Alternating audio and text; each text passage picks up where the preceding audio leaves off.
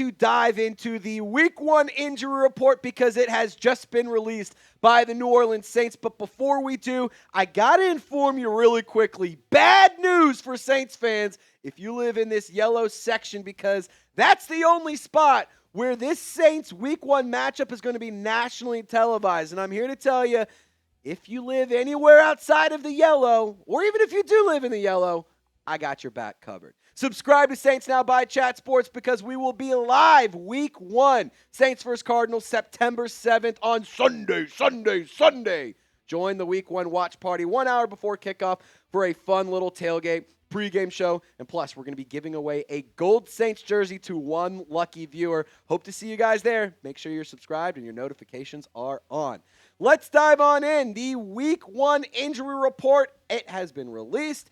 There's a few names that we need to discuss. For what it's worth, though, I will go ahead and play a little bit of spoiler. All in all, I think that this is mostly good news in regards to the injury updates. It's crucial information, very important updates for a lot of key players, but all in all, I will say it is positive news. Let's start off with the one piece of bad information, one, maybe two pieces. Trevor Penning. If you guys remember, he's been dealing with a turf toe injury. He was the only player with a DNP designation, meaning today at practice on Wednesday, September 3rd, he did not participate. He is the only player on the Saints injury report that had the DNP designation. So in my opinion, that is really, really good news in the grand scheme of all of the injuries. Obviously, with Trevor Penning, you want to see him get back on the field. If he cannot get back on the field, you will likely see Dylan Radins be the starting left guard in between Kelvin Banks and Eric McCoy. Now, for the limited participants, just a few names here, only 4. Again, I would say for the most part, this is pretty positive news. Alontae Taylor, he was back at practice today. He suffered a groin injury, but he has returned. Edge rusher Chase Young, he is on the injury report with a calf injury. We're going to tell you about that here in just a moment. Defensive tackle Christian Boyd, remember he suffered a hand injury, had a really, really impressive summer, really good preseason. The Saints were very confident in him, which is why they traded away Colin Saunders. He was back at practice, and Jordan Howden also was a limited participant as well. We're going to get into full breakdowns and what Kellen Moore had to say about each of these players in just a moment, but I want to just kind of explain my thoughts here. I'm really glad to see that for the most part we got positive injury news. A lot of guys returning to practice, a lot of guys that have been dealing with injuries, and you're progressing in the right direction. Trevor Penning still is the big question mark as to whether or not he will be playing Week 1. If he is good to go, that's awesome. If he's not, then that is a little bit concerning. Dylan Radins just was not very good in the preseason. Granted, you know, in the Week 2, Week 1, he did a lot, or spent a lot of time at the tackle positions, which normally he has spent most of his time at a guard spot. But I am going to go ahead and say I'm glad to see Christian Boyd back. I'm glad to see specifically Alontae Taylor back. Chase Young, injury update around him, calf injury. Want to talk about that, but really quickly, coming up, we're going to take a full breakdown and a full look at the injury report, specific updates on Alontae Taylor, Chase Young, Trevor Penning. Kellen Moore spoke about each of these players. Alvin Kamara, we got some updates around him and some information as to how he will be used. And, of course, we're going to talk about what Spencer Rattler said to media. But really quickly, we got to tell you about today's presenting sponsor, and that is Prize Picks, the #1 daily fantasy sports app in the whole wide world. And if you don't believe me, well, it's probably because you don't know about ball and you're a Falcons fan. This episode is brought to you by Prize Picks. You and I make decisions every single day, but on Prize Picks, being right can get you paid. I'll tell you what, my girlfriend would love Prize Picks, considering she's always right. Don't miss any of the excitement this season on Prize Picks, where it's always good to be right. I can show you some of the picks that I'm going to be rolling with later on, but I want to just quickly tell you how you play the game. You just pick more or less on 2 to 6 player stat projections. If you get your picks right, you could cash in. And so here is the projections that I'm rolling with. One of my favorite things about Prize Picks is all the fun specials and deals they have going on all year long. Dak Prescott, more than half a passing yard. Go ahead and run that. I'm going to go ahead and take some free money on that one. Blake Groupie, more than 1.5 field goals made. feeling good about big leg Blake. And then on top of that, Chris Olave, 48.5 receiving yards feels just downright disrespectful, so I'm going to hammer them more on that one. If you like these picks, you can go ahead and follow them, and you can download the PrizePicks app today, and you can try to go win your money. If you do download the PrizePicks app, I encourage you to use code CLNS to get $50 in lineups after you play your first $5 lineup. PrizePicks invented the flex play, which means you can still cash out if your lineup isn't perfect. You can double your money even if one of your picks doesn't hit. It's the best way to win cash this football season. Which players are going off? Which ones aren't? Make your picks in less than 60 seconds and turn your takes and your ball knowledge into cold, hard cash all season long.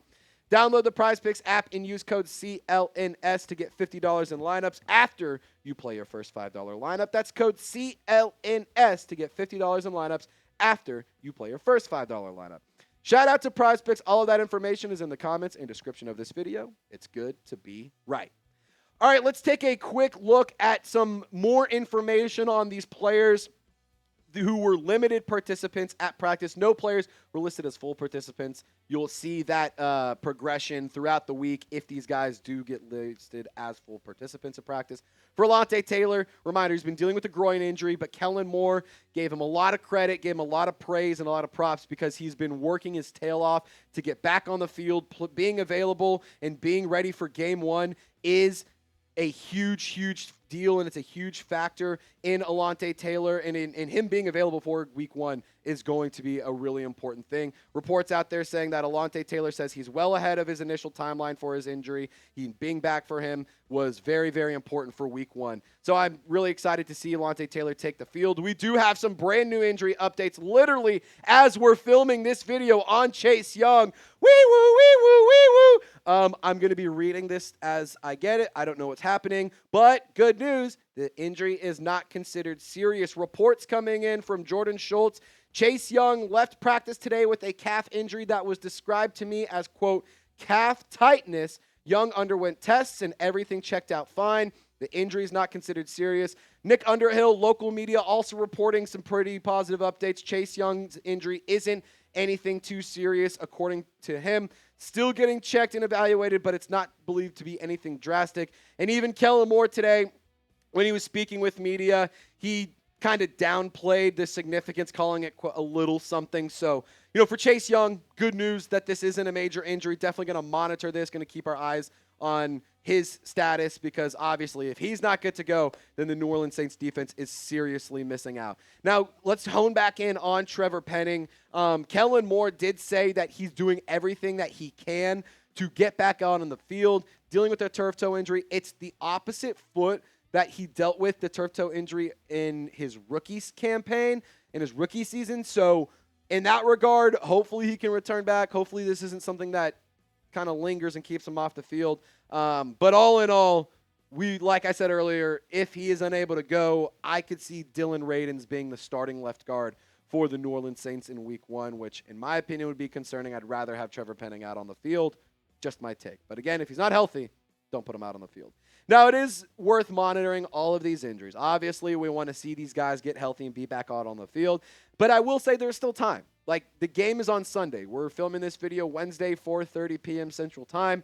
There's still time for these guys to get healthy. I'm not going to sit here and say they're going to be 100% ready to roll, but, hopefully we can see Alontae Taylor get fully back and fully ready to roll. Hopefully Chase Young can be fully ready to roll. Hopefully we can get some positive updates for Trevor Penning. Same with Christian Boyd and Jordan Howden. Would like to see them be full participants. And I also, by that same token, you have a lot of time to still get healthy.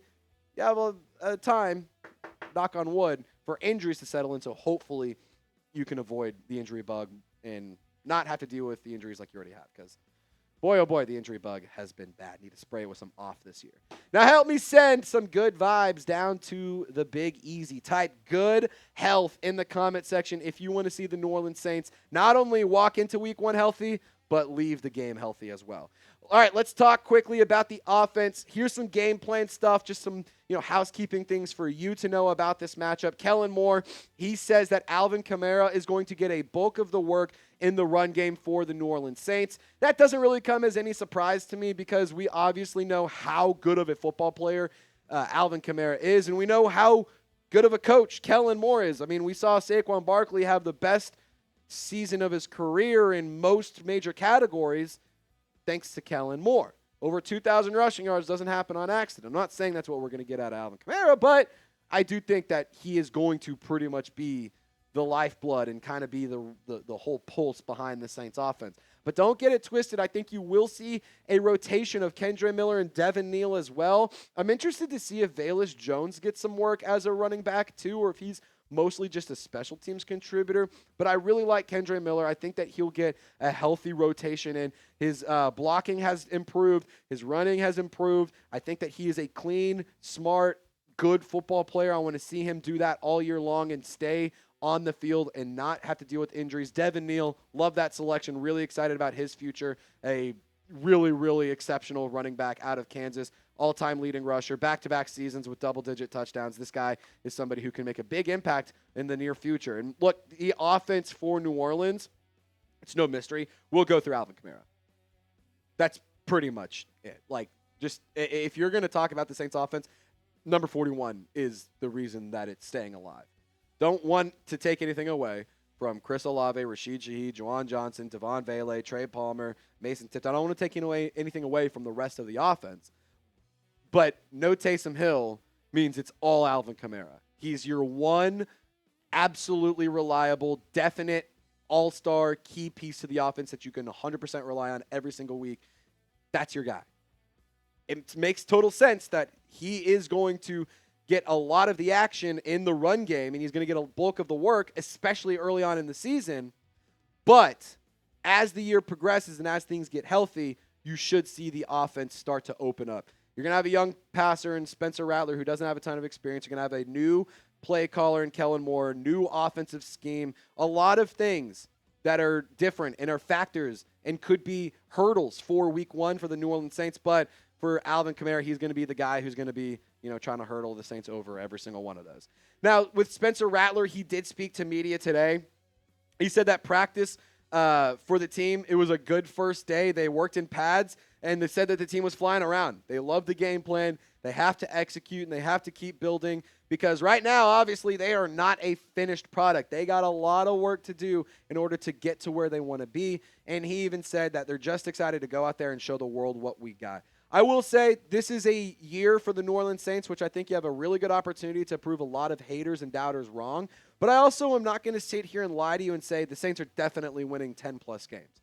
Like, I think maybe it could happen, but I also think that 5, 6, 7 wins is just as likely. Like, there's a lot of games that are going to be toss-ups. There's a lot of games that you don't know what's going to happen at this point. It's too early to kind of project into the future and see and guess what's going to happen.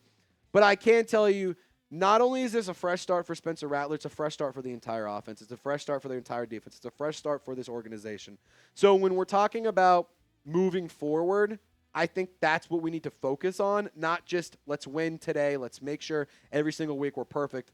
That's not going to happen. Let's build and get better and develop and grow and turn a little bit of success into sustained success. It's a fresh start for Spencer Rattler. He has a good and competent play caller. He has the ability to do some good things with this offense. He has a healthy roster, healthy offensive line, healthy weapons. We finally get an opportunity to see what he's capable of doing. Is the agenda real? Is the rattlesnake here to stay?